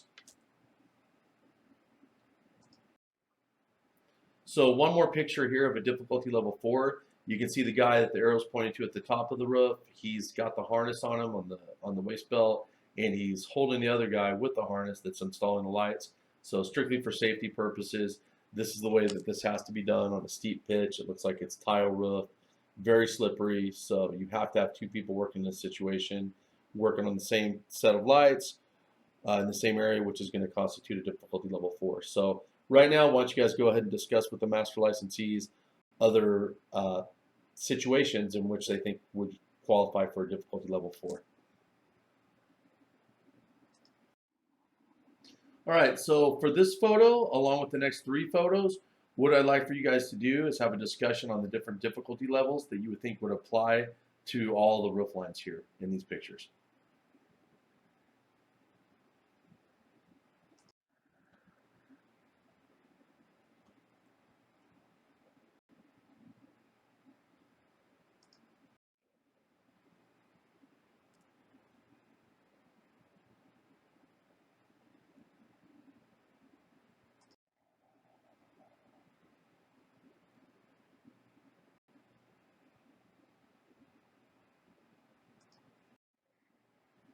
Okay, so now that everybody's hopefully comfortable with the difficulty levels on roof lines, we're going to go ahead and move on to estimating trees. All right, so by this point in time, we all know that we basically have two different types of wraps for trees. The first type of wrap is going to be our outside wrap, which is pretty much wrapping lights throughout the foliage of the tree. The second type of wrap is going to be called an inside wrap, which is also called a trunk and limb wrap. Now, within these types of wraps, we have a basic inside wrap, a moderate inside wrap, or an extensive inside wrap. We also have a moderate outside wrap or an extensive outside wrap. The picture that you're looking at right here is showing us the different levels of the inside or trunk and limb wrap. So the red dots that you see, that would be a basic inside wrap. The yellow dots that you see would be a moderate inside wrap. The white dots that you see would be an extensive inside wrap. Now, with that being said, with those different categories that we have, the basic inside wrap, the red areas are going to be about a third of the tree. The moderate inside wrap, which combines the red and yellow areas, is going to be about 45 to 50% of the tree. And the extensive inside wrap, which is the red, yellow, and white areas again, is about 70 to 80% of the tree. That's how much we're going to cover on that. And keep in mind, as we discussed before, with the trunk and limb wrap or the inside wrap, what we're trying to accomplish is creating a tree of lights within that big tree. So no matter what size it is, we're going to take it either basic, moderate, inside, or I'm sorry, basic, moderate, or extensive inside wrap, and we're going to make a tree of lights based on that factor. So anyways, that's always what you're trying to accomplish with the inside wrap. Just really want to reiterate that fact. You need to keep it symmetrical and make a nice little tree of lights out of that. And symmetry is definitely the most important part for doing this. One last thing I wanted to mention on this that I didn't make 100% clear before. I think most of you guys got this, but I just wanted to reiterate this and make sure that it is 100% clear that when we're talking about a basic wrap, as far as this picture goes, we're talking about the red areas. When we're talking about a moderate inside wrap, we're talking about the red and yellow areas combined. And then finally, when we're talking about an extensive inside wrap, we're talking the red, the yellow, and the white areas combined. So I just wanted to make sure everybody was clear on that. Obviously, it wouldn't make much sense if you were just doing the white area, and that was considered an extensive wrap. I think you guys all got it, but just wanted to point that out to make 100% sure. Okay, so in the last picture we saw, or last couple pictures rather, we were looking at a diagram of an inside wrap. Difference with an outside wrap is you don't have the option of doing a third, 2/3, 80% of the tree. You're going to do 100% of that tree. So with that being said, you're going to have two different levels. You're either going to do it in moderate outside wrap or you're going to do it extensive. The three trees here in red, those are actually what would be considered a moderate outside wrap because again, you're going to do the whole tree no matter what. So it's all going to depend on the density of lights and the spacing. These smaller trees in the clear lights, not the large one on the left, but these smaller two here on the right-hand side, those would be an extensive outside wrap. You can see the lights are much more dense and lot less spacing in between them than there are on the moderate outside wrap on the trees with the red lights on them. What we're going to take a look at now is what constitutes the different sizes of trees that you're going to input into the forms on the estimating formula that you have in the licensee resources section online. I want you to take note. Don't worry about the bottom, the minute numbers, the feet numbers at all. That's something that this year, it's great this year because all of you guys coming in, this is the first year that we have our estimating programs online. In the past, there was a manual way that we used to have to do all this through different forms and so forth, writing this stuff out. So again, all I want you to pay attention to in the next like 20 pictures that we're going to look at is going to be the tree sizes and the height up at the top. Like this says, this tree, or tiny tree, this tree is approximately 10 foot tall by 3 foot wide. And just to give you a perspective, the guy in that picture is about 6'4" tall. Okay, but like I said, don't rack your brains at all worrying about the minute figures down below. It's not necessary at all for you to know that information. Okay, the first tree that you saw, that's considered a tiny tree. This is another example of a tiny tree. And by the way, within the estimated formulas that you guys are using online, you're also going to have a pop-up that'll come up. that's going to give you access to all these different pictures. So it's not like you have to memorize all this. You're going to have access to be able to look at these pictures as you're out in the field, and you're going to be able to compare the tree that you're looking at to these trees to decide which size it's closest to. And here's another example of a tiny tree.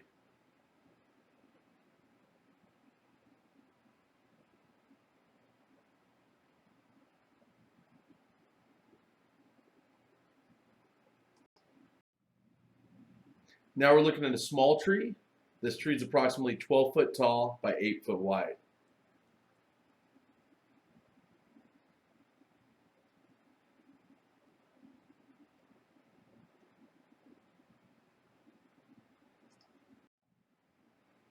Here we've got another example of a small tree.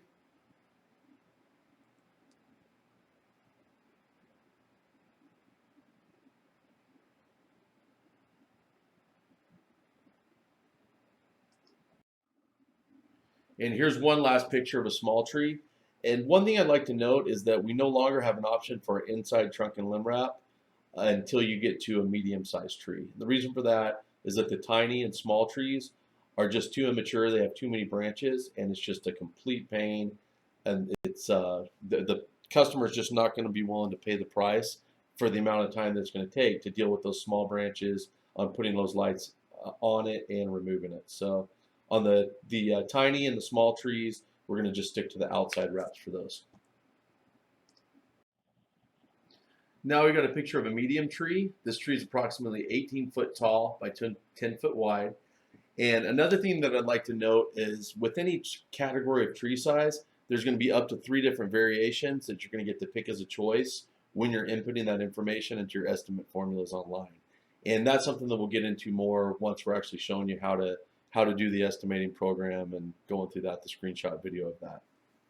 So this is, again, medium tree, approximately 18 foot tall by 10 foot wide.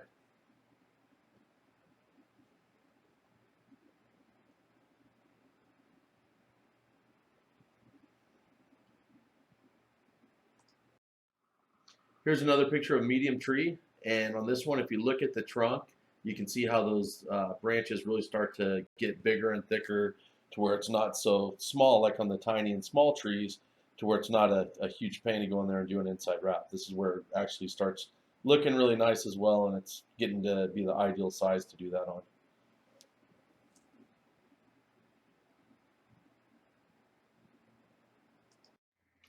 Okay, here's another picture of a medium tree. It's a little bit on the larger side.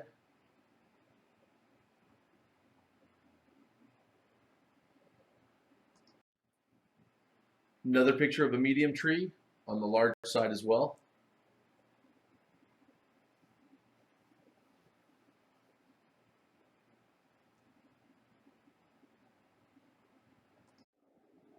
All right, now we've got a picture of a large tree. This tree is approximately 30 foot tall by 15 foot wide.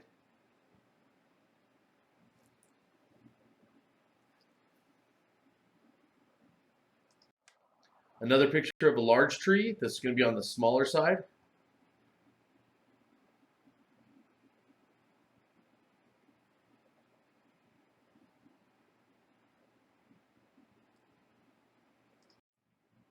Here's another large tree. This one's right in the middle range.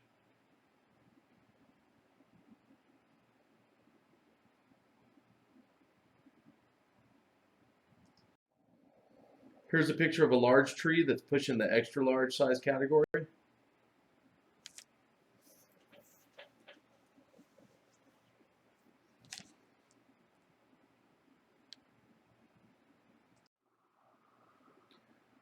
Another large tree right in the middle range.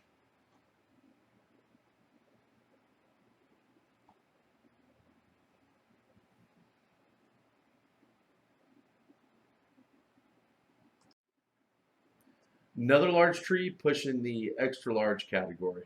Almost would be categorized as extra large, but not quite.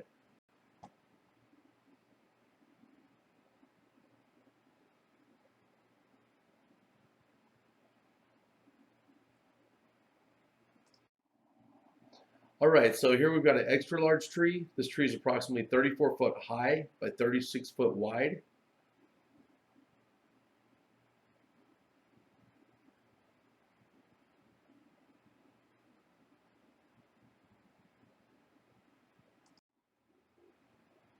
Another example of an extra large tree.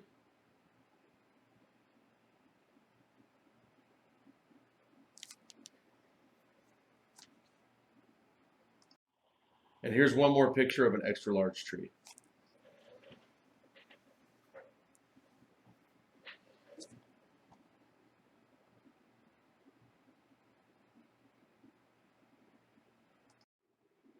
Okay, and here's a picture of what we consider a huge tree, gigantic, enormous, really big, whatever you want to call it, but we call it the huge trees category.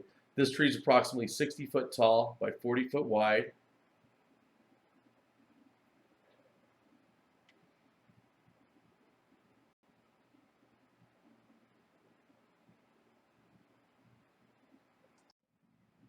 One more picture for you of a huge tree.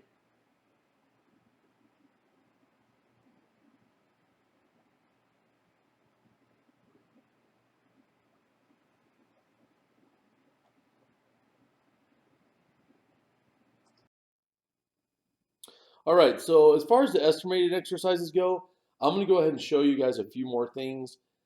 Just the logistics of after you actually get the job, you get the sale, you've done the estimating, done your formulas and so forth, and kind of what the protocol is after that.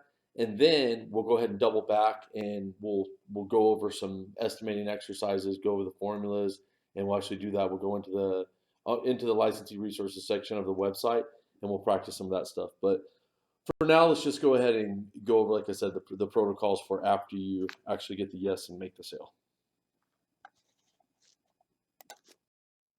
This is fairly self-explanatory. This is obviously the document that's going to be your work order or your service order, and this is what you're going to put the information on once the customer has decided that they want to go forward with the job. Yes, they've given you the okay, and this is just basically all their information, given a description of the job. You're going to see here in a little bit that you're actually going to have pictures to go on along with that job as well. So you don't need that many details, just enough to kind of give the gist of the job and put the amounts and all that kind of stuff. And you can see right here, the labor and the materials are separated just in case you are going to sell the customer the lights, which will be less common for you to do, but it could happen. That's why we have both and we have the ability to split it up.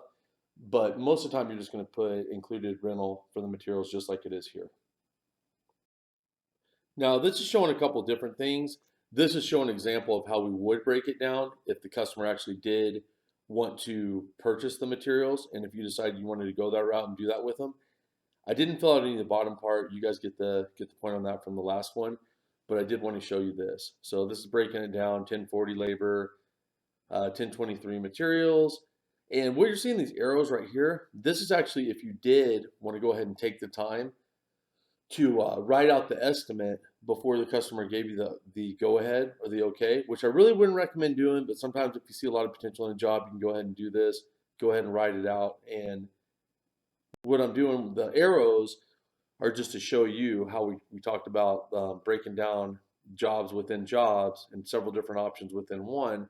So I'm just kind of noting on there for you, like you know that you can deduct that amount for those particular jobs or for those particular portions of the job. I'm sorry. All right, good job. You got the sale. Now let's talk about what we're going to do next.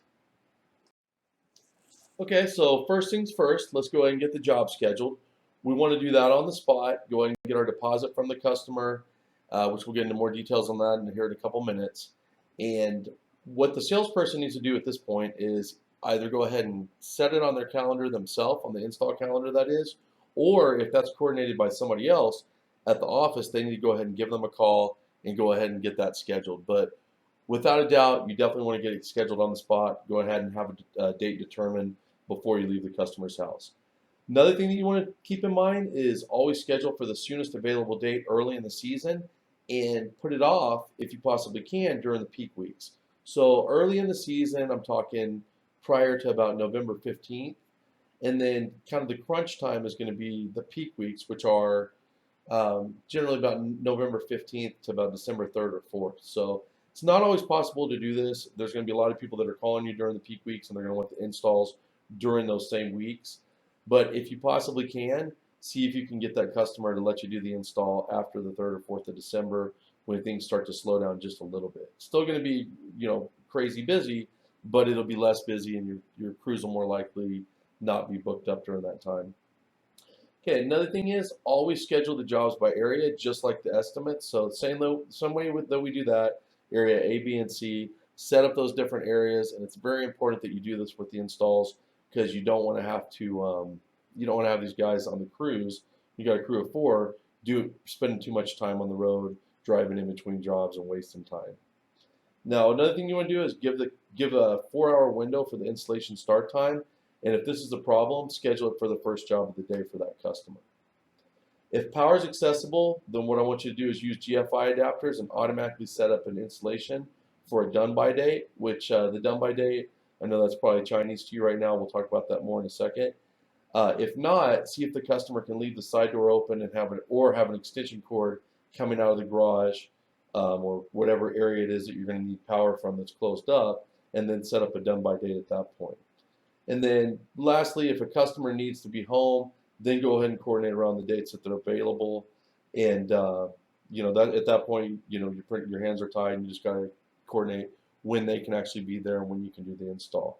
And then the job price and the estimated time to complete should also be on the calendar. So you're going to have on your calendar, you're going to want to note on there what the price is of that job and how many hours you're estimating it's going to take to complete it.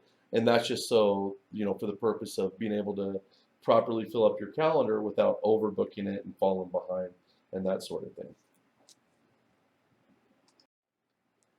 So let's talk about the done by date system and kind of how we created and why we came up with it and the specifics on it. The reason that we started this scheduling method was about our third season, during our peak time of installs, we'd find ourselves falling behind and things would tend to snowball. And it was just reasons of, crews were falling behind because weather related issues, power problems, just whatever the reason was, they would fall behind and then things would really snowball. So what we did is we created this done by date system, and the done by date scheduling system is going to allow you to book your calendar while at the same time reserving the option to complete the job early if you're running ahead of schedule. Sometimes weather, other issues can cause you to fall behind, like we were just talking about, and the done by date scheduling system is going to allow you to give your crews a little bit of cushion in the schedule that they have. Here's how it works. You're going to set a date in the calendar, then an install is set to be completed on. The customer will agree that you're allowed to, if you wish, complete the job on an earlier date. All the other scheduling details and procedures are still going to apply. The done by date is going to be a great scheduling tool as long as you use it for jobs that a customer doesn't have to be home for you to complete. Okay, so what I wanted to show you here is a job calendar example, and then following this is going to be a job schedule sheet that you'll be able to take a look at. And I realize a lot of you guys are not going to do this the paper way. You'll do it electronic. Either way is going to work. It's probably more efficient and I'd say probably better to figure out the e-version of doing this. Pretty simple. I'm sure a lot of you guys are dialed in with your calendars on your iPads or smart pads, laptops, and that sort of thing. But what I wanted to show you here is kind of what we've been talking about last few minutes. You've got crew number one. This is their calendar. You can see the whole month here. And let's just take Saturday the 1st, for example. That's going to be area A. This is crew one. Jones and Smith are the jobs, and then you'll see those on the following job sheets. Now, here's where I want to explain the done by date system. So let's say that Wednesday the 5th, Torres, who has a done by date schedule, we're running ahead of time. We got Martin actually done on Sunday the 2nd. Well, what we're going to do is Monday the 3rd, Martin was actually completed on Sunday the 2nd. So what we're going to do now, since the 3rd is open, is we're going to go ahead and bump Torres up to get Torres done on Monday the 3rd. So I think you guys get the gist of that. That's how that works. On the calendar, it's the ones that have asterisks by them. Those are the done by dates. And as I said, it works extremely well to keep you from falling behind and so that things don't snowball on you. So I would really try to utilize that as much as possible. And I know this might get a little bit confusing, and I'm definitely available one-on-one to talk to you about that kind of stuff. And then the master licensees can explain it in more detail to you as well. I want to take a quick look at this. This is a job schedule sheet You can also create like a online version of this in Excel or whatever format you want to have it in and attach that to your calendar. Now, what you're looking at here is actually the details of the job. So it's got the date, the crew number, 11/1 of 2003, crew one, and those same two jobs on there, Jones and Smith. Got our job start time on here, which is 8 o'clock. It's got the area, A, Carlsbad South, estimated dollar amount, $1,500, and then 6 hours. Same thing with Smith, got our job start time, the area, and the estimated, or the dollar amount, rather, and the estimated time. Now, the reason for this is so that you can keep track of, without having to go back and look at actual work orders, so that the salesperson can keep track of how much the dollar amount is getting booked for the day, as well as how long the jobs are taking for the day. So obviously, we've got two jobs here. One is 6 hours, one is 2 hours, $2,000 in jobs. That crew's pretty much booked for the day. They can't take on any more business for that day. Okay, a few other things I want you to discuss with the customer at the time of scheduling the job. Number one, I want you to tell the customer to leave lots of lights on in the house the day of the install. Reason for this is simply so that you can have lots of power running in the house while you're doing the install, and you can find out if you're going to have any problems with the amount of lights that you're running outside while you're there on the spot, as opposed to them going home, turning on the lights when the lights are on, and you going back and having to do a service call.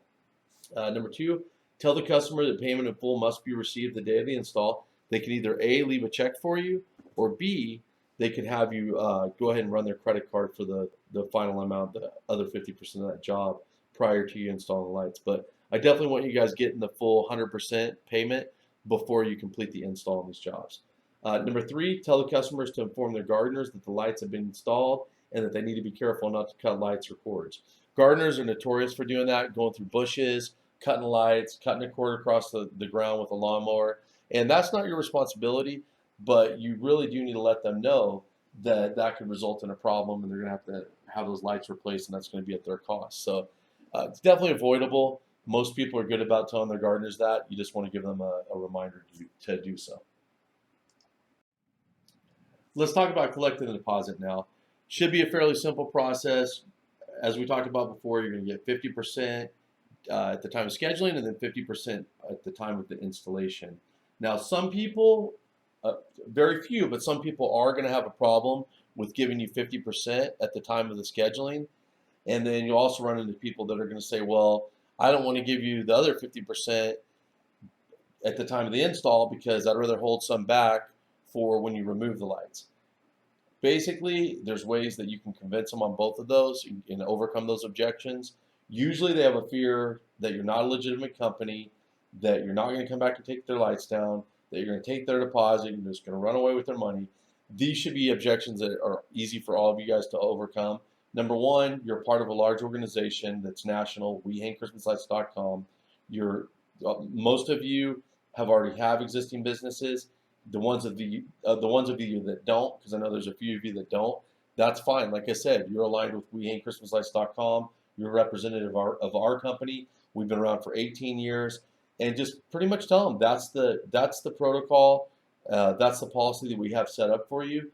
And unfortunately, if you can't get that deposit and you can't get that other 50% payment upon completion of the job, then we're just not going to be able to do the job. And I'll leave that to your discretion. There have been a few times over the years that we did deviate from that, but most of the time, I'll tell you, that's what you want to stick with, because you don't want to have people canceling jobs on you. So absolutely don't put a job on the schedule without getting at least some sort of a decent deposit. And then really, I don't like the idea of you holding any money back, because a lot of times these customers, we all know how it goes with terms on residential type clients. It can take forever to get paid. You're waiting until March, April, May of the following year to get fully paid on this stuff. So try to stick to these terms. If you have any questions about that, just let me know. This might also be something that's good for you to talk with your master licensee about. Okay, so our last step is going to be diagramming the job. Very simple. However you want to do it, just make sure you take pictures of the job, whether that's on an iPad, whether that's on a camera, and then you download it onto your laptop and print it out like we've done here. You just want to make sure that you're taking detailed pictures and notes on what you're going to do on the job. So, for example, here we've got it outlined, all the areas that are going to have lights on them. 360 degrees, upper and lower roof lines in mini clear and C9 blue, a double row. Up for the palm tree, we've got a trunk wrap, 2-inch spacing, candy cane, red and clear mini. Bottom line with this, very self-explanatory. Get pictures, take notes. Even if it's you that's doing that job, if it's a your smaller operation, you plan on selling the jobs, you're going to do the jobs yourself, you still need to have notes along with pictures. Otherwise, you're going to forget. Something's going to go wrong. It's going to be a wrong color lights. You forgot a tree, something along those lines, and you're going to have to go back and do a job that is going to, maybe only take you 30 minutes, but it's going to take you, 30 minutes to drive there. It's just, you don't have the time for making those kind of mistakes. So just make sure that you, like I said, take good pictures, take good notes, and have that for your crews or whoever's doing the installs. Okay, so on this picture, you'll see I'm basically doing the same thing. I've got got the windows highlighted, got the roof lines highlighted. I've got my notes on what type of lights it's going to be. Same thing with the bushes there. And then I've also got, if you'll note on the right-hand side, up in the right-hand corner, there's power here. It's not critical that the sales guy finds the power, but if he does know where it is, he knows where it's located, then definitely have him note it. Anything that saves time and money is good overall. So just a side note there on the power.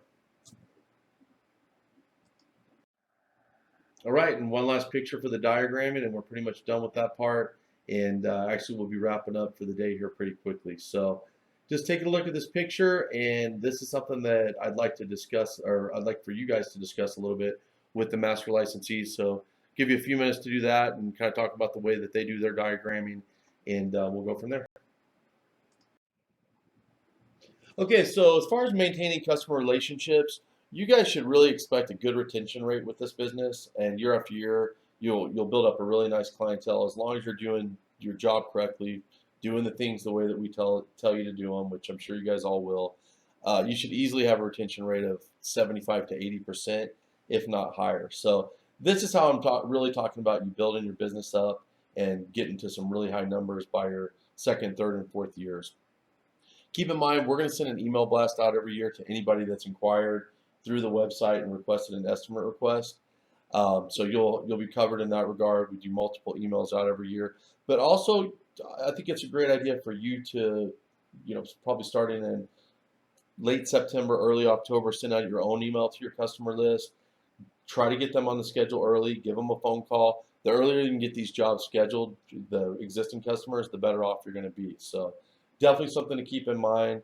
Also, one thing you might want to look at, we're going to get a few promotional items this year on the website, such as coffee mugs, magnets, just some little things that are going to be very inexpensive, but little tokens of appreciation that you can purchase to actually mail out or give to your customers.